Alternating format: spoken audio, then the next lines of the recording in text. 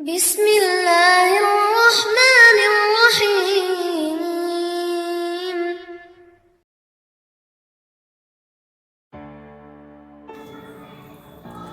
Salam moderasi bersama Dr. Ibadul Mubarak. Dalam sebuah kisah di mana Rasulullah dipanggil untuk mendamaikan dua suku yang saling bertentangan. Ketika Rasulullah berada di Mekah, oleh penduduk Quraisy tidak diterima. Kemudian dia hijrah ke Madinah. Hijrah ke Madinah pun itu atas perintah Allah Subhanahu wa Ta'ala.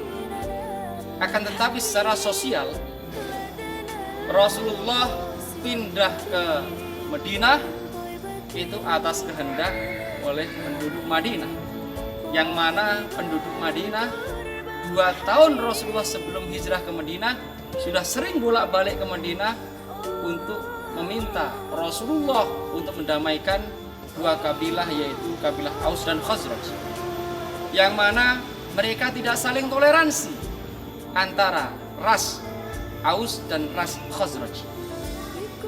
Dalam sejarah ini membuktikan bahwa Rasulullah merupakan toleransi, tasamuh, moderasi yang sangat luar biasa.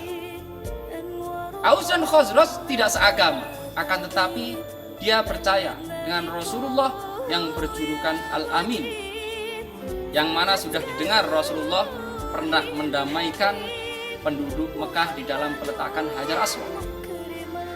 Dalam sejarah ini membuktikan bahwa toleransi, tasamuh pada diri Rasulullah inherent itu sejak awal. Para kaum muslimin rahimakumullah, kemudian setelah dipanggil oleh penduduk Aus, begitu juga penduduk Khazraj memanggil Rasulullah untuk datang ke Madinah, kemudian Rasulullah betul-betul hijrah ke Madinah. Tahap pertama, Rasulullah adalah orang yang cerdik, tidak mengadakan perjanjian kepada orang non-muslim. Dia pertama kali adalah perjanjian kepada komunitas muslim itu sendiri. Itu yang sering dilupakan. Karena apa? Seorang pemimpin pasti memikirkan umatnya terlebih dahulu sebelum memikirkan umat yang lain. Dan ini sudah wajar. Ini tidak melampaui batas. Ini bukan berarti tidak moderatif, tidak. Karena tidak dipungkiri, orang moderatif itu tidak harus meninggalkan umatnya. Orang moderatif, orang toleransi itu memegang ajaran agama, tanggung jawab terhadap umatnya. Itu yang pertama. Yang kedua, setelah Rasulullah mengadakan perjanjian dengan umatnya, baru Rasulullah memikirkan umat non-muslim, yaitu suku Aus dan Khazraj yang mana sering bertentangan. Akhirnya apa? Terbentuklah Piagam Madinah. Piagam Madinah ini adalah dokumen resmi, institusi resmi pertama yang ada pada diri Rasulullah, yang mana itu untuk kebaikan umat non-muslim. Rasulullah orang Islam, tapi memikirkan orang-orang non-muslim, yang mana akhirnya suku Aus dan Khazraj bersepakat tidak ada saling menghardi, tidak ada peperangan, yang mana sebelum Rasulullah datang ada peperangan 4 besar antara Aus dan Khazraj. Para kaum muslimin rahimakumullah, di dalam perjalanan ini sudah jelas Rasulullah begitu moderatifnya, begitu toleransinya terhadap agama lain, sehingga dia dipanggil untuk mendamaikan dua ras yang sangat bertentangan antara non-muslim dengan non-muslim, yaitu Aus dan Khazraj. Di sini dapat kita simpulkan bersama bahwa Rasulullah seorang moderatif tapi tidak lupa terhadap umatnya sendiri. Pertama di Madinah yang dipikir adalah umatnya sendiri.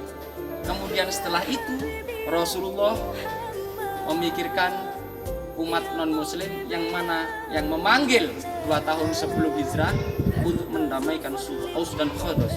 Kemudian Rasulullah membentuk undang-undang Madinah yang mana kesepakatannya yang berada di Madinah tidak boleh bertengkar, tidak boleh mengadakan peperangan, dan harus saling menjaga. Baik Nasrani, Yahudi, Islam, semuanya berdamai dengan perjanjian-perjanjian yang telah disepakati. Akhirnya apa? Betul Madinah damai, dan berawal di Madinah itulah Rasulullah bisa menguasai Jazirah Arab sehingga Islam begitu terkenal di seluruh dunia. Berawal dari apa? Toleransi dan memikirkan umat lain. Kalau kita Islam ingin jaya sebagaimana perjalanan Rasulullah, maka kita meniru Rasulullah, memikirkan umat kita, tapi harus moderatif dan memikirkan umat yang lain, sehingga umat yang lain bisa segan terhadap kita karena ketinggian ajaran Islam. Terima kasih, semoga bermanfaat. Bersama Dr. Ibad, Assalamualaikum warahmatullahi wabarakatuh. Terima kasih, semoga bermanfaat. Alhamdulillahi Rabbil